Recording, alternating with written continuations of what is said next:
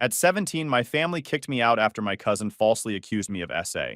Years later, she tried to blackmail me for money, saying, "You owe me for not ruining you completely. You should be grateful and pay me." So I went nuclear and destroyed her life. All right, Reddit. When I was 17, my 15-year-old cousin got caught by her parents sneaking out to party with older guys. Then she framed me for harassment to cover her own butt. My own family turned their backs on me and got me kicked out. 13 years later, when I built my own business from nothing, she tried to blackmail me for $50,000. So I went nuclear and watched her whole world burn, while I kept building mine. Grabbed something to eat because this gets wild. I, 32 male, was 17 when everything imploded. I was working part-time at an auto body in Phoenix, making $8 an hour. November 2010, Thursday night. I just finished replacing brake pads on some lady's Lexus and got home around midnight. My cousin Ashley lived 3 houses down with my aunt and uncle, 15 years old. Varsity volleyball, student council. Basically the golden child of the family. That night, she ditched school with some senior she was trying to impress, got caught making out with him in his car at the mall parking lot by a family friend who immediately called her parents. I was in my room playing Call of Duty when I heard the screaming.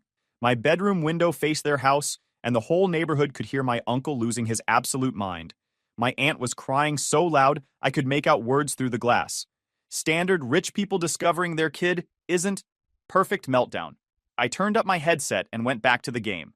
Then my phone blew up. My mom burst into my room without knocking. "Get downstairs, now." The way she looked at me, like I'd already done something wrong.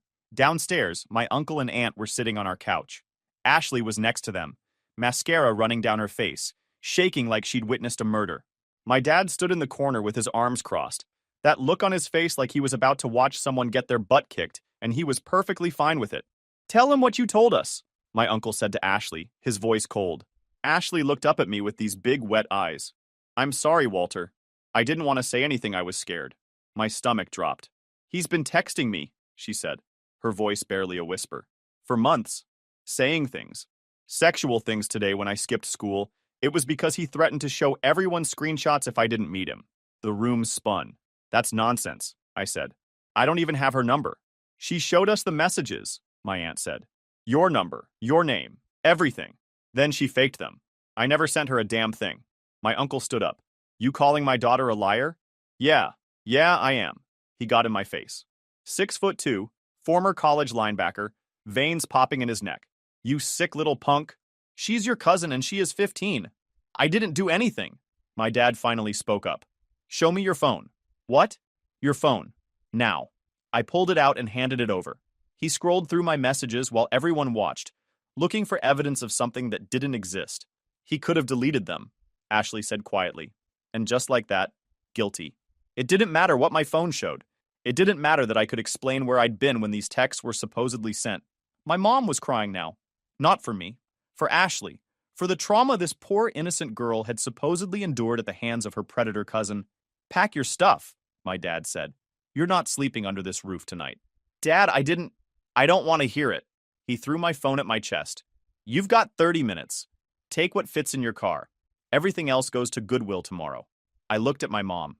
She wouldn't even meet my eyes 30 minutes. 17 years of life condensed into whatever fit in a backpack and 2 garbage bags. Clothes, my Xbox, some tools I'd bought with my own money, the $400 I had saved up from work. Left my bed, my desk, my posters, my childhood, left my freaking family. I drove to a Walmart parking lot and slept in my 2004 Civic that night. Woke up to texts from my dad saying I was officially cut off. No college fund, no health insurance, no family, just gone.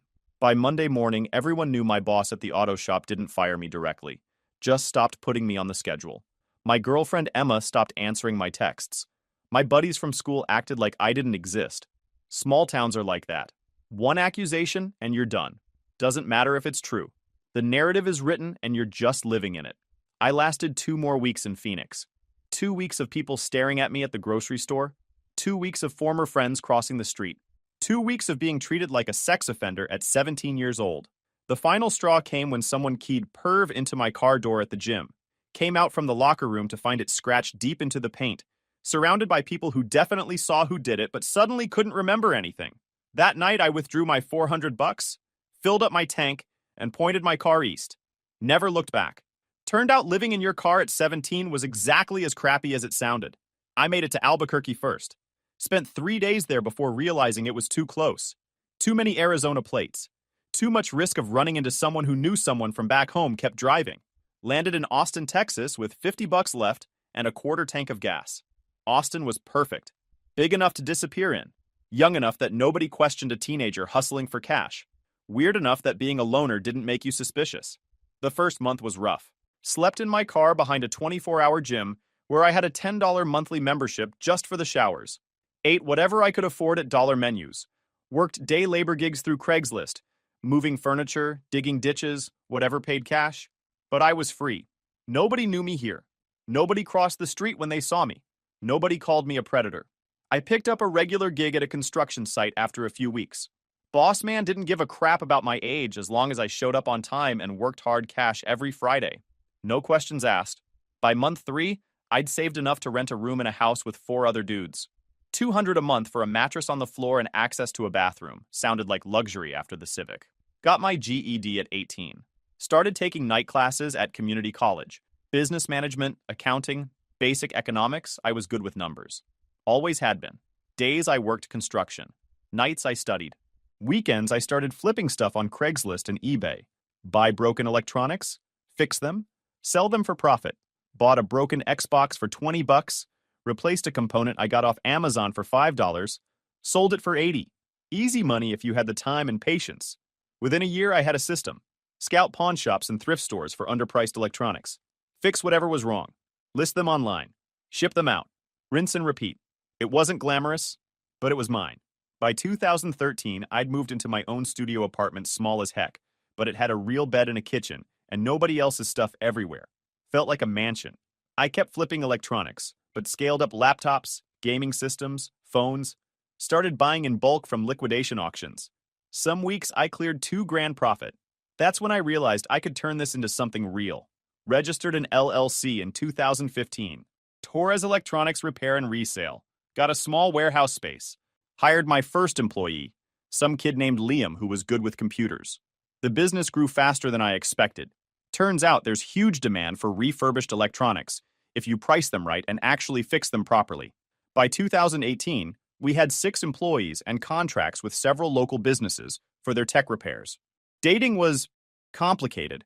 Hard to build something real when you're constantly paranoid about your past catching up. I dated. Had a few relationships that lasted a few months, but I always kept people at arm's length. Never let anyone get close enough to ask too many questions about my family or why I never talked to them. Then I met Hazel in 2022. She was smart, funny, didn't take crap from anyone. She asked me out first, which basically sealed the deal. Hazel knew I didn't talk to my family. I told her we'd had a falling out when I was younger, and left it at that. She didn't push. Said everyone's got stuff they don't want to discuss. We moved in together after 6 months. Got engaged after a year. My business was doing well, pulling in about $300,000 profit annually. I'd bought a house, a decent truck, had money in the bank. Not rich, but comfortable. More than comfortable. I'd freaking won. Started with nothing at 17 and built this all on my own. No family money. No college fund. No safety net. Just me and my refusal to let Ashley's lies define my life. Then my phone rang. Unknown number. I almost sent it to voicemail, but something made me answer. Hello? Walter? Walter Torres? The voice was older, but I recognized it instantly. Ashley. My blood went cold. Wrong number. Wait, don't hang up. Please, I need to talk to you. It's important. I should have hung up. Should have blocked the number. Should have thrown my phone in the damn river. Instead, I said, how did you get this number? I've been looking for you. For years, actually. It took forever, but I finally found you through your business registration. Torres Electronics. Pretty successful from what I can see. My jaw clenched. What do you want? I heard you got engaged. Congratulations. Her voice had this edge to it. Not friendly. Hazel, right? She's pretty. Are you freaking stalking me? Look, I'm in a really bad spot right now, Walter. I've got 2 kids. 2 dads, but both useless pieces of trash who don't pay child support. I'm working part-time at a med spa, but rent keeps going up and daycare is insane. I'm drowning here. I need help. Family helping family, you know. I actually laughed. You want money? I was thinking $50,000 would get me back on my feet. Car payment, catch up on bills, maybe a deposit on a better apartment. That's not that much for someone running a successful business. You're insane. Am I? Because I still have those screenshots, the ones from when you were harassing me. I kept everything, Walter. And you know what's crazy? They'd probably be really interesting to Hazel. I bet she doesn't know about your past, about what you did to your 15-year-old cousin. The rage hit me like a freight train. 13 freaking years of building a new life, and here she was, threatening to destroy it all over again. Hazel wouldn't believe you, I said, trying to keep my voice steady. You sure about that? I'm very convincing. I've had a lot of practice, and honestly, with 2 kids to feed and bills piling up, I've got nothing to lose. You, on the other hand, you've got everything to lose. Nice business, nice house, pretty fiancé. Would be a shame if it all came crashing down. Go screw yourself, Ashley. 50,000 by the end of the month, or I send everything to Hazel and your business partners. And anyone else who might care that Walter Torres isn't quite the stand-up guy everyone thinks he is, your choice. She hung up. I sat there staring at my phone, hands shaking. After everything. After over a decade of building something from nothing. After finally finding someone who made me happy. This woman was really going to try and burn it all down for 50 grand because she couldn't keep her legs closed and picked deadbeat dads. I didn't tell Hazel. I thought Ashley was bluffing. 3 days later, Hazel came home from work early. I was in the garage working on a laptop repair when she walked in. The look on her face, cold, disgusted, horrified, I knew immediately. Hazel, don't. She held up her phone. Some woman named Ashley sent me a very interesting message. With screenshots. Of you sexually harassing her when she was 15. That's fake, all of it. She's lying. She said you'd say that. She said you've been running from this for years. That your whole family disowned you because of what you did. Because she lied. I never sent those messages. I never did anything to her. She made it all up to cover her own butt, and now she's trying to blackmail me for money. Hazel's expression didn't change. You never mentioned you had a cousin. You never mentioned being kicked out at 17. You never mentioned any of this. Because it was lies. Because I spent over 12 years building a life away from that toxic family and that lying manipulative. Stop. She shook her head. You know what? I knew something was off. I knew there was something you weren't telling me. I just didn't think it was this. You're believing her over me? I'm believing the evidence over your excuses. That's what I'm doing. What evidence? Fake screenshots that can be created in 5 minutes? That's what you're basing this on? You have no relationship with your family. You never talk about your past. You flinch every time someone asks where you grew up. I always thought it was just family drama. But this? This makes sense. This explains everything. She was looking at me like I was a stranger. Like the past 2 years meant nothing. Hazel, if you don't believe me, we are done. I'm done listening. I'm already done with this. She pulled off her engagement ring and set it on the workbench. There's always been something wrong with you. Something broken. I tried to ignore it, but I can't anymore. I can't marry someone capable of this. I'm not capable of anything. I didn't do anything. That's what they all say. She turned and walked toward the door. I'll be back tomorrow for my stuff. Don't be here. And just like that, she was gone. I stood in the garage holding that engagement ring, feeling exactly like I had at 17 wrongly accused. Instantly judged. Completely helpless. But I wasn't 17 anymore. And I was done being helpless. I spent that first night doing what I should have done 13 years ago. Building a case started with the basics. Pulled up every electronic record I could find from 2010. Bank statements showing where I'd been. Then I dug into Ashley's social media, was a goldmine. Her Facebook was public. Instagram too. I spent hours scrolling through years of posts. Her life laid out in carefully curated photos. And there they were. 2 kids. Caden, age 6. Madison, age 4. Different last names. Different dads based on the tags in old photos. One dad looked like a typical deadbeat, covered in crappy tattoos, holding a soda in every photo. The other was some wannabe SoundCloud rapper type who hadn't posted anything in 3 years. Her post told the whole story. Single mom struggling, working part-time, constant posts about how hard it was, how nobody helped her, how the dads were useless, passive-aggressive comments about bills and late rent, stories of eviction notices that she'd take down after an hour. But I screenshot them all. But here's what was interesting. She had a pattern.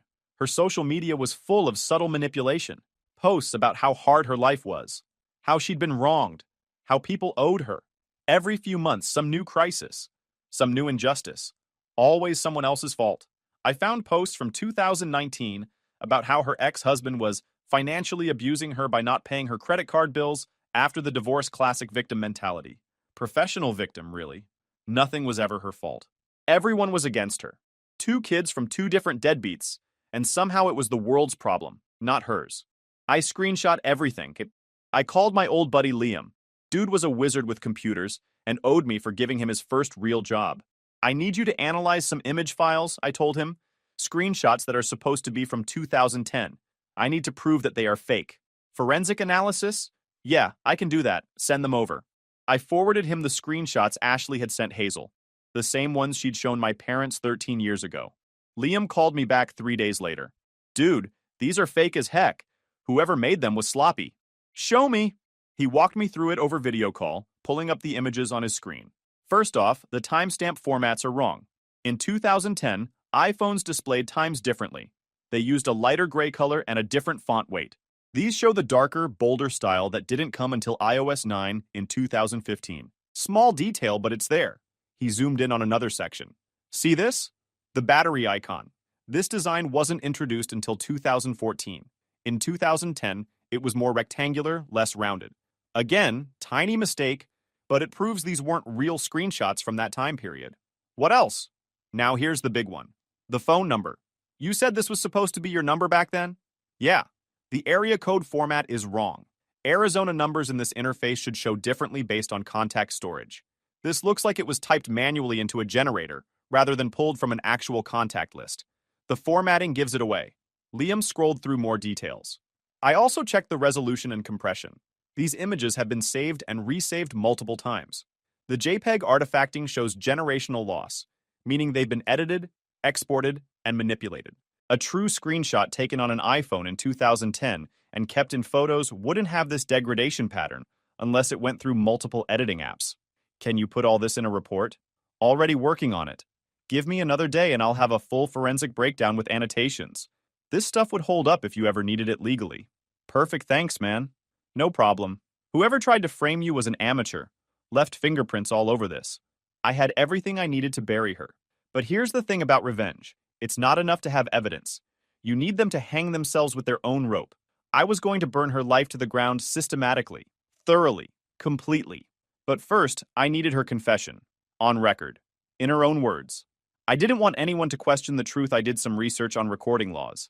Texas is a one-party consent state, meaning as long as one person in the conversation knows it's being recorded, me, it's completely legal. Admissible in court. Usable as evidence? Perfect. I went to Best Buy and bought a small digital voice recorder. The kind that looks like a pen high-quality audio. 8-hour battery life. I tested it a dozen times to make sure it picked up everything clearly. Then I spent another week planning the approach. I needed Ashley to be comfortable. I needed her thinking she'd won. I needed her to confess naturally. Not because I was interrogating her, but because she felt safe enough to brag about it. I was going to get her to confess everything. And then I was going to use that confession to destroy her. But first, I needed to make one phone call. I called Ashley from a burner phone. Didn't want her having my real number. It's Walter. We need to talk. Oh, thank God. Does this mean you're going to meet me tomorrow, Dos Hermanos, the one on McDowell? Noon. Come alone. Why? Because you want your money, don't you? I could practically hear her smile through the phone. I'll be there. I showed up 30 minutes early. Picked a booth in the back corner where the ambient noise was low enough that my recorder would pick up everything clearly, but loud enough that other diners wouldn't overhear our conversation. Set the pen recorder on the table, like I was just keeping it handy for notes. Hit record. Ashley walked in at 12:05. She'd aged rough. The golden child from 13 years ago looked tired and worn down. She slid into the booth across from me, eyeing me warily. So you came around. I'm considering it, I said. But I need to understand something first. Why now? Why after 13 years? She shrugged. I told you. I'm broke. 2 kids, lousy jobs, no help. You're doing well.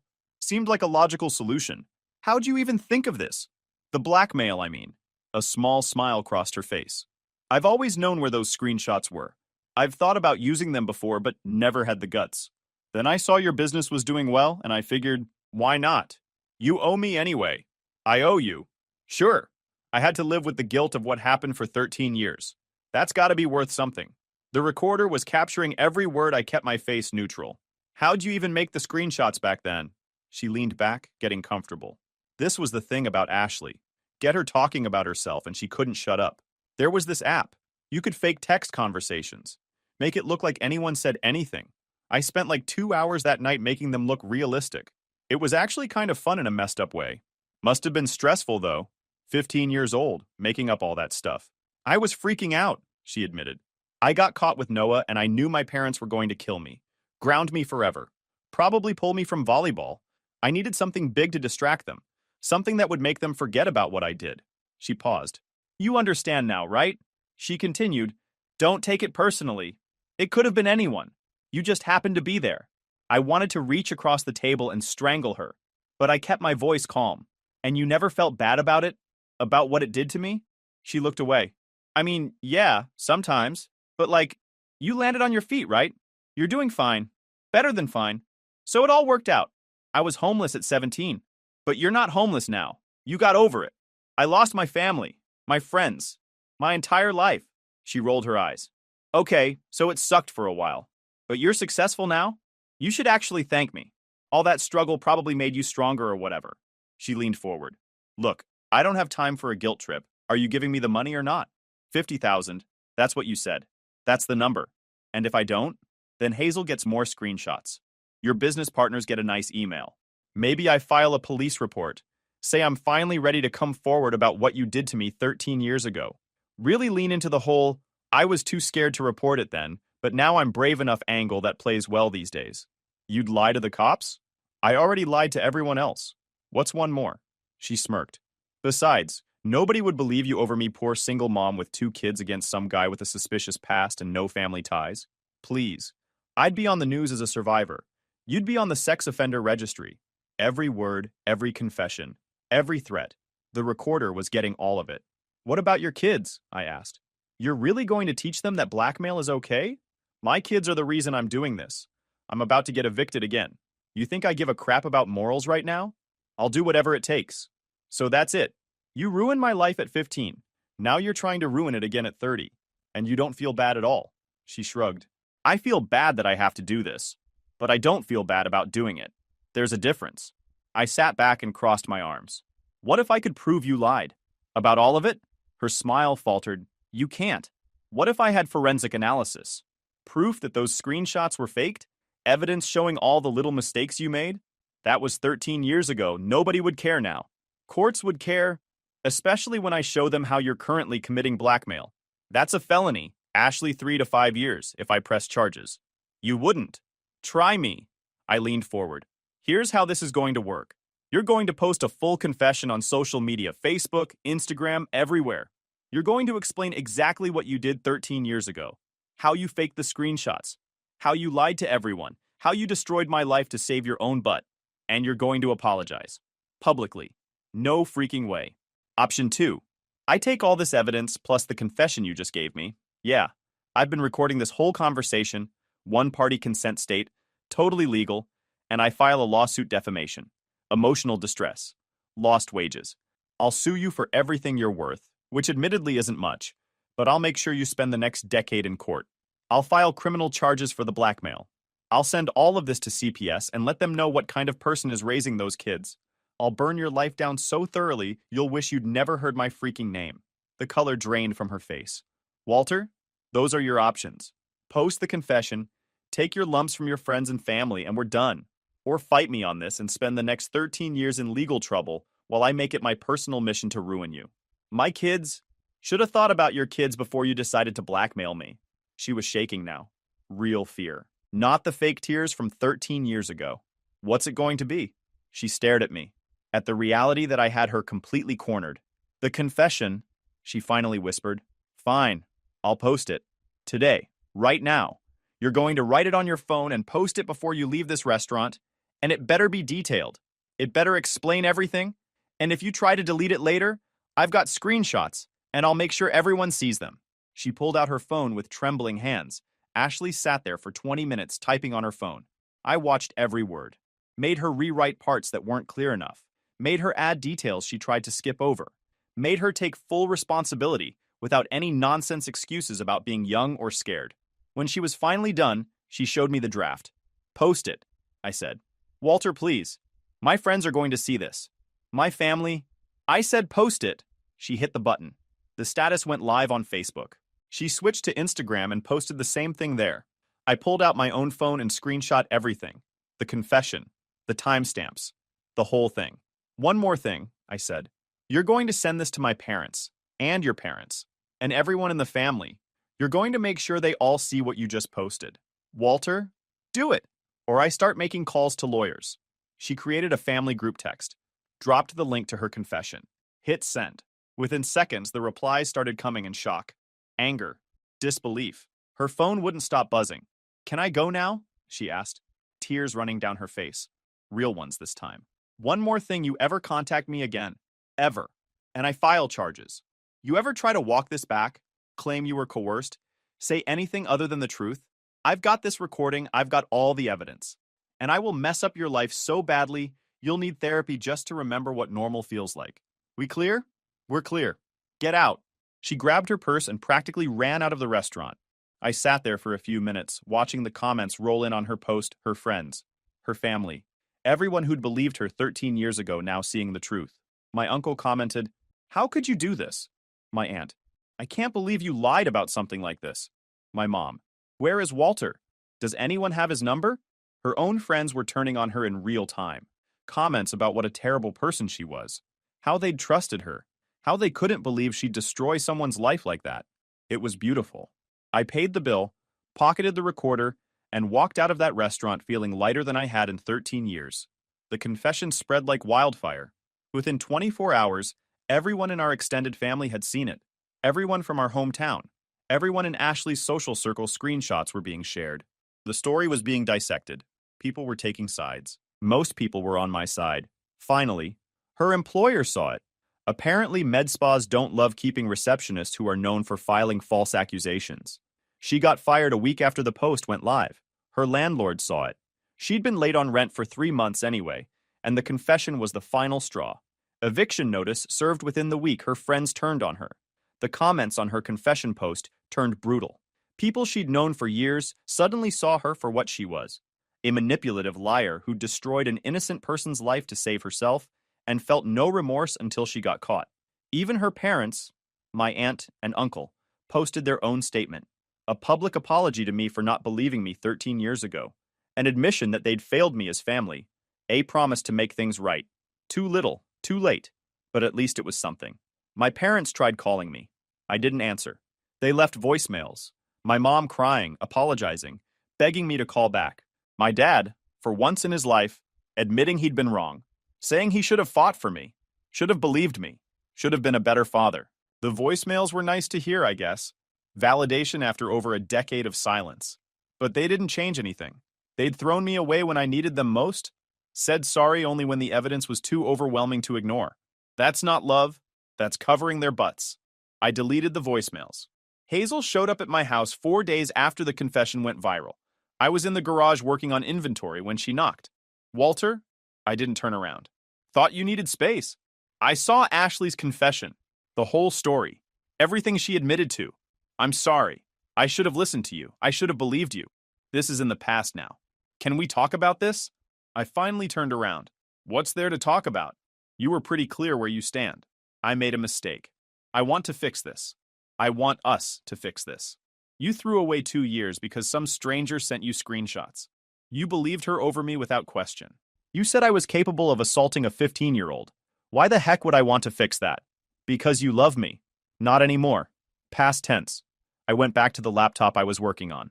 You don't get to come back just because you realized you messed up. Actions have consequences. Walter, we're done, Hazel. I heard her crying, but I didn't look up. After a few minutes, I heard the ring hit the workbench. Then footsteps. Then the door closing. The best part of all this? Ashley's kids. CPS got an anonymous tip, definitely not from me, about a mother who'd admitted to filing false reports and attempting blackmail. They did a home visit, found out she was being evicted, found out she was behind on bills, found out she'd lost her job and had no income. The kids went to stay with her parents temporarily while Ashley got her stuff together, which, let's be honest, was probably never going to happen. My uncle sent me an email a week after everything went down.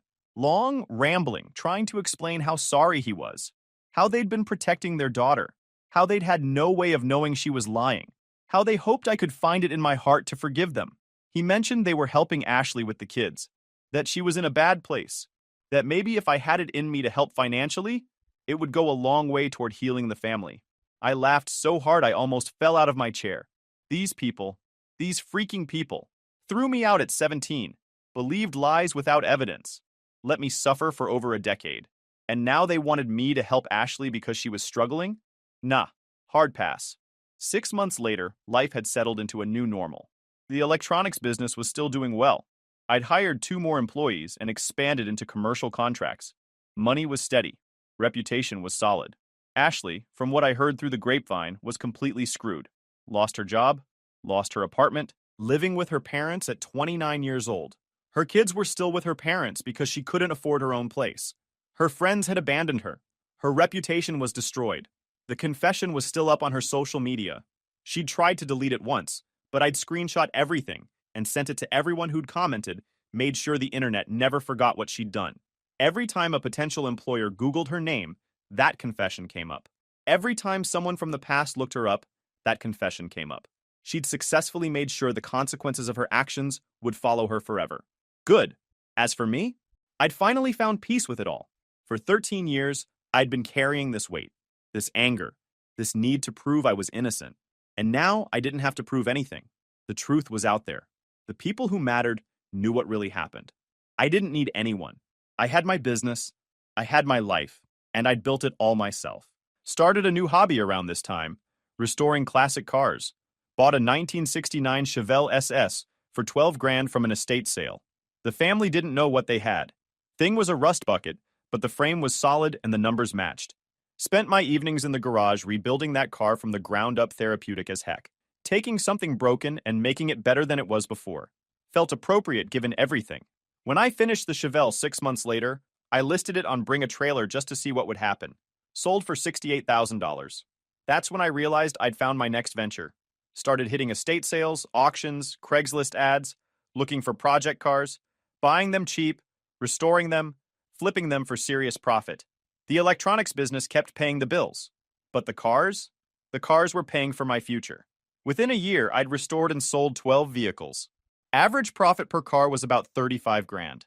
The money was stupid good. The work was satisfying.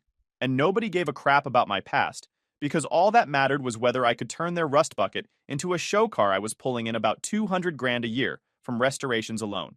Plus the electronics business, plus smart investments I'd made with all that extra cash. At 31 years old, I was worth about $1.1 million. Not retirement money, but comfortable as heck. And I'd done it all without them, without my family, without Hazel, without anyone who doubted me. Just me, my tools, and my refusal to let other people's lies define my life. If you enjoyed this video, please hit that subscribe button. It really helps the channel and help us bring you more and better stories. Thanks.